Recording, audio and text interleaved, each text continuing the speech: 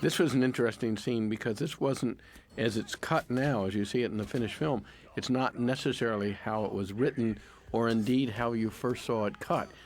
And I know, Michael, we talked a lot about the duffel puds and at what point to reveal them, what point people became visible, and because you have two very separate scenes happening simultaneously, so it's not so obvious when you cut from one to the other. And it took a while to get this, but I think we solved it. Yeah, no, it's true. It took a long time. I don't think we ever fixed this really until sort of September, and we'd started putting the film together and running the film in January, February. It was how to keep the two stories alive. The guys out here who are going to be the first to see the duffel puds, and to keep Lucy alive with her book of spells. So it was quite difficult.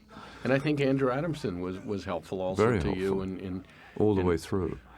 So here are our duffel puds, which again are a very expensive item. These are all Australian actors again that were, we shot their heads and shoulders, and then they all had to be scaled down to the right size, and these huge one legs had to be put on them. I mean, that was a big I think design you're forgetting challenge. our one American accountant who worked on the film. One American accountant, yes. One or two people made their film debuts as these because they thought they wouldn't be recognized. But, this was a very laborious and difficult process because, again, it took a long time before we began to see these duffel puds in any recognizable form. And, I think it was a worry, since this is one of the sort of funnier scenes, that we never really got a proper look at it until we'd almost finished the film. And truth be known, we took several stabs with a couple of different writers to get the duffel pud dialogue quite right. And as written by C.S. Lewis, while it seems very funny on the page, it didn't necessarily work in terms of the scene. So we played with it a lot, and it took a while to get it right, and quite frankly used several different voices, including revoicing a couple of these people in England. Yeah, no, this was torture, getting the voices and the words of the duffel puds. I must have done it 50 times with different groups of people, and then I went back to the original Australian actors to kind of polish it up. But this was a real trial and error area of the film, because again, how far do you want to go with the cartoon element, without sort of destroying the sort of the ongoing tension of the film? Because you've just had all that fun and games, and now in this next scene here, we're coming to one of the more important narrative scenes when, frankly, if the audience dozes off through this scene, they're not going to really follow the rest of the story. So you have to put the idea of the duffel puds and that everything is going to be funny in the film to one side and really somehow persuade an audience to pay attention to these lines. I mean, it's not a hugely dialogue-driven film. It's not full of wadges of dialogue, but this was a scene that you really had to follow to see, what the plot was going to be. It's true. There's a lot of exposition here, but what we've done is we've made it extremely compelling quite frankly, because of the visuals. This map is absolutely, for me, is one of the big achievements of the film, as such a 3D map.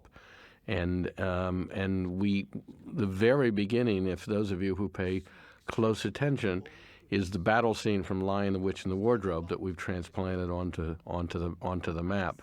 But we have so much to look at here that this exposition that is given to us by Koryakin is not in any way tedious, but it's really fun and exciting to get all this information because it's relevant to what's happened and what's about to happen, and yes. Also there's so much to engage you yes, here. It illuminates the story. I mean, it dramatizes the story, and as I said, it's so crucial you pick up what's going on here. There the 7 swords must be laid at Aslan's table. Only then can their true magic... And Koryakin, played by a very good Australian actor, Billy Brown, to do it for us. He did a couple of days on it, but really the quality of actors in Australia was of a very, very high order. I think we were very lucky there. Evil has the upper hand. Well, we had 2 wonderful casting directors, and certainly Christine King in Australia helped us out immeasurably. And again, I rehearsed with them. I mean, this scene we would work on the rehearsal room, and so everybody was very familiar with it. Everybody knew what they were thinking, what they had to be doing, and the film scene has a lot of energy. There's a lot of lines to do. People need to be, knowing with their retorts to stuff. So the scene has got a lot of energy. And then this is one of our, showpieces of the visual effects. This transition from the magician's library and then into the real world of Narnia, of the boat at sea in a storm. Again, this is a tremendous mixture of computer work, of real plates, shots of a rough sea, sets that were built inside like this one here, and as I said, stuff that's done outside. So this is a real mishmash of all, many, many ingredients into all these shots. I think one of the visual effects triumphs of this film is the water itself, both when it's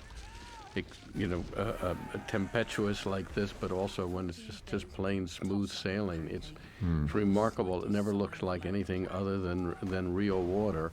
Talk a bit about these Minotaurs who we keep seeing. We've not mentioned them because they're a holdover from the other film. That's right. That's exactly right. And they were created by Howard Berger, who has a company called K&B, and they're fantastic prosthetics makeup company. In fact, Howard and his partner Tammy Lane won Oscars for their work on Lion, the Witch, and the Wardrobe. And Minotaurs are at this point, they're one of their specialties. And we have one particular actor who fits in, just a huge, wonderful New Zealand actor who fits into these suits, and gets inside and probably loses 5 pounds just by sweating in there, and yet can pull off all sorts of magical things. But we have not been able to completely finish these characters by these makeup effects, and so we turned them over. I know at one point you just felt that the eyes and the lips didn't quite have the life that you needed, so we turned them over to our visual effects people who finished them. But largely, they're real. They walked around the set in those amazing costumes, and whereas obviously Reepicheep and Aslan and whatever, they are totally created by computers. So in some ways now we're coming to scenes which are the heart of the story. The whole idea of the underbelly of the film really is temptation, and we're now going to see scenes, that our writer Michael Petroni created, the scenes of the various temptations, and this is Lucy's temptation when Lucy is, which we've established, I think, quite carefully from the beginning, that she's in awe of her sister's beauty, and all she wants to do is to be like her sister. And what Michael did was to extend that, so not only does she want to be like her sister, but she's now going to become her sister. Well, it's interesting because initially when we were doing this, people would say, well, Georgie's absolutely beautiful. Susan and she are absolutely, both of them, beautiful. And I guess what Michael came up with is that we are all, no matter how beautiful she is still in awe of her older sister. And she can't quite see that. And that's something that she learns in this process about wanting to be someone else. And what was interesting is, in some ways, Georgie was living the story. I mean, Georgie has 2 elder sisters, and I can't not believe that there were times when she didn't think how much more beautiful my sisters are than me. And so, I think most teenage girls go through this anyway, but especially teenage girls who have older siblings or older close friends or something go through this desire to be like them, and that they, in fact, put themselves down and don't feel that they have the qualities that they wish they had. And, cleverly, in this temptation, we push it quite a long way, as you can see. This is remarkable. In the middle of an ocean-going voyage, here we are in Washington, D.C., in a bright sunlit day, and a tea party. And this is, once again, a scene that is not in the book, but I think is completely in keeping with the spirit of the book.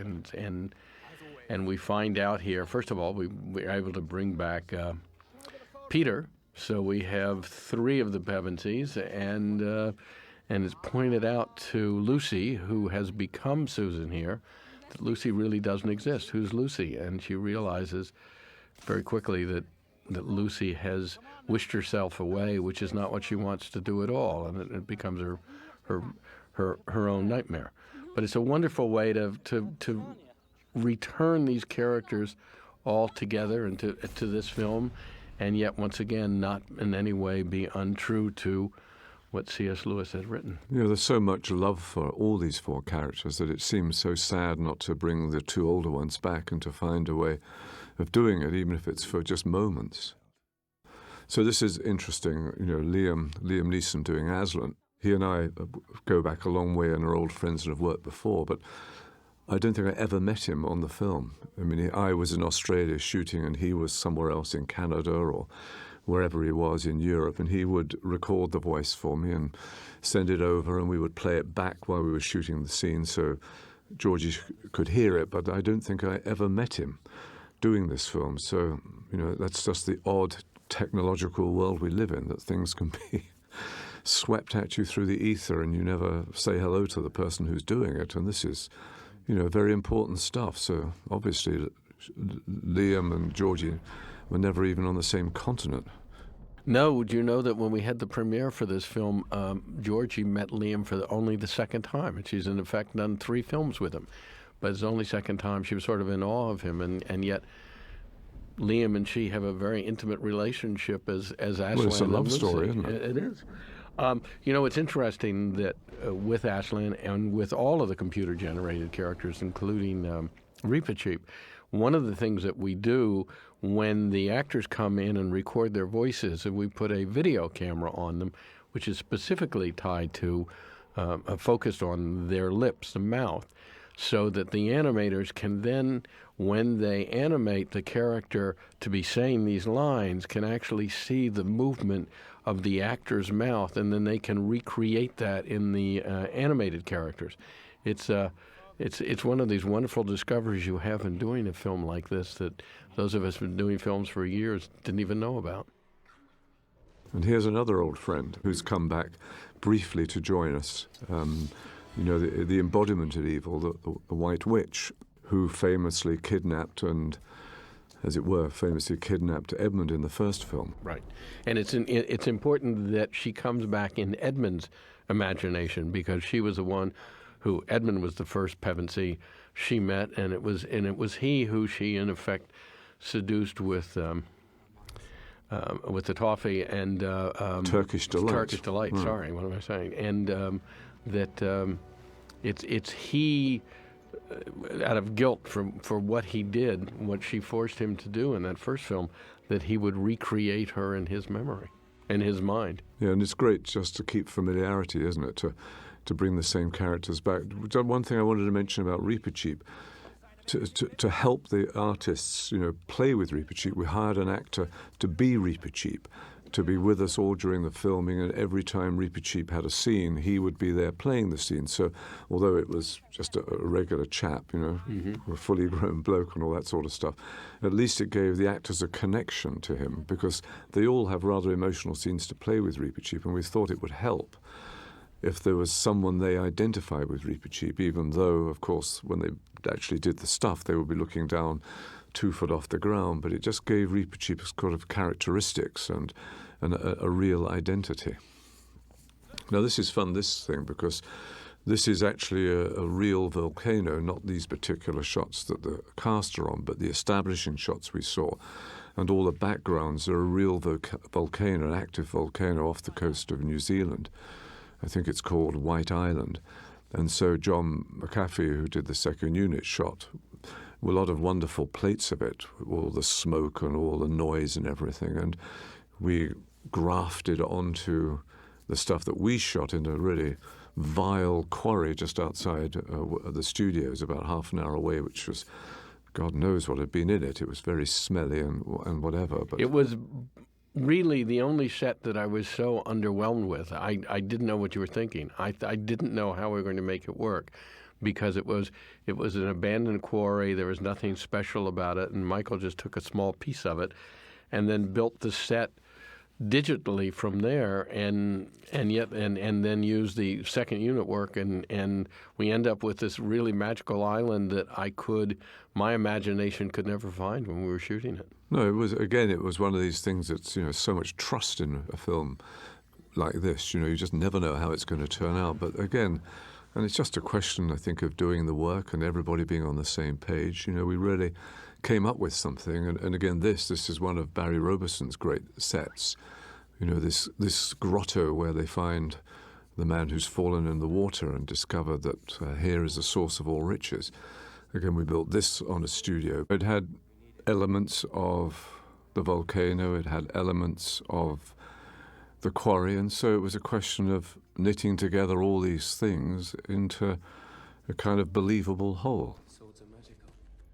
It's interesting. This scene also is a good example of something that's added to the film that you're not always aware of. We made a mistake when we first shot this, in that when the sword is dropped, when the sword that goes in the water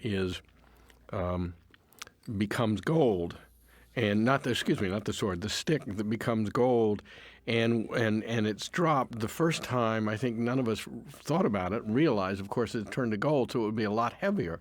So we would drop it differently than what we had done. But that's one of those things that there are a lot of people who are paying attention, and we were all paying attention, but that's one that sort of slipped by us until, I think, maybe the next day when we saw it. I'll tell you who it was. It was Andrew. Oh, really? And he wasn't there. I think he saw the dailies. Many thousands of miles, and I got this note from him. I thought, oh Lord, he's right. Why didn't I think of that? When he drops the big stick into the thing, it would weigh a ton. That's right. I missed that, so we had to redo it. It was a good note. It was a good note. So I'm not very good at taking notes, as you know, but nonetheless, you do learn how to listen, because it's everybody's got interesting things to say, and people pick things up that you miss. I mean, in our defense, there's a lot going on here, but that simple fact we missed, and he picked it up. Mm-hmm. That's right. So I cursed him out, but I did it. Did it nevertheless. Yeah. And again, this is a tough scene for Skander. He really has to go to town on this. He becomes sort of obsessed with the whole idea of the power of money. He's not interested in gold just for itself, but in power. That's his temptation. And again, I think he did a really good job, and we rehearsed it a lot, and he really had to go for it. He really had to yell at Caspian, and I think he did well. And this really speaks to a theme we've had with Edmund from the very beginning, which is the powerlessness of a young boy in war-torn England. So the idea that he could have this money, and that could basically give him power that he doesn't have in England as a child. And we see from the very beginning he's trying to enlist in the army. Of course, they won't take him. He's too young. And that's what this represents to him. Yeah, I mean, it is interesting, isn't it, that these books were written really against the background of the Second World War. And I'm sure there's lots of symbolism about that. Absolutely. So again, here we are back in the quarry. I mean, the real place here was just nothing almost, but with all these great plates that we shot, that John McAfee shot in New Zealand, it looks like a seamless whole. Well, exactly. Well, that shot we just saw that took him down this embankment was not shot at the quarry. It was actually shot on the back lot where we built this little ravine, and then put all this loot, this plunder here, and then Michael added to the gold and the sparkle and the appeal of it. And of course, Will insisted on doing that fall himself, and we were all holding our breath. I mean, a stunt guy did the big wide shot, but he insisted on doing it, and he did it great. I mean, he's very, very gifted. I mean, at whatever he does. But you always do, don't you? Your heart stops when actors insist on doing stunts. As an aside, I'm not sure that fall isn't a little bit too tough. It looks scary and looks like he really would have hurt himself. Yeah, always a worry how much you can, go for excitement yet push reality. But so again, this is just smoke and mirrors. We had a tiny set on the, as you say, on the back lot, which we knocked up in very quickly and then extended it to give it this great sense of depth. Right.